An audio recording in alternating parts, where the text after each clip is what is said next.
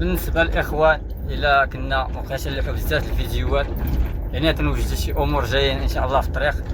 عندهم باقيين اصلا دابزين مع البيرو، تنصلحوا في البيرو، باقيين تنصلحوا في المحل حتى هو الاخوان، يعني تنضربوا هكا وهكا.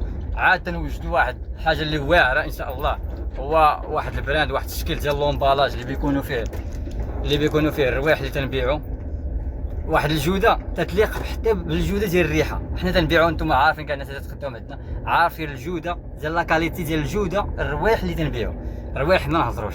داكشي علاش تنوجدوا واحد لومبالاج اللي ما يمكنش غادي يكون براندي بواحد الطريقه هاربه. دابا تقريبا كثر من 3 شهور وحنا خدامين عليه. تحيه للادريسي تا هو راه محارب معنا، السيد اللي تيخدم لنا لومبالاج، مدابزين معاه باش يتقاد، وقريب ان شاء الله. حنا بشويه بشويه، خطوه بخطوه الاخوان غنلونسيو داكشي بشويه بشويه.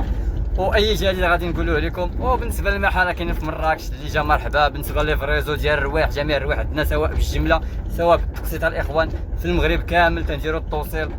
ومرحبا بالجميع الاخوان. الا ما تريحتيش من عند كوفو راه ما تريحتيش، ونهاركم مبروك.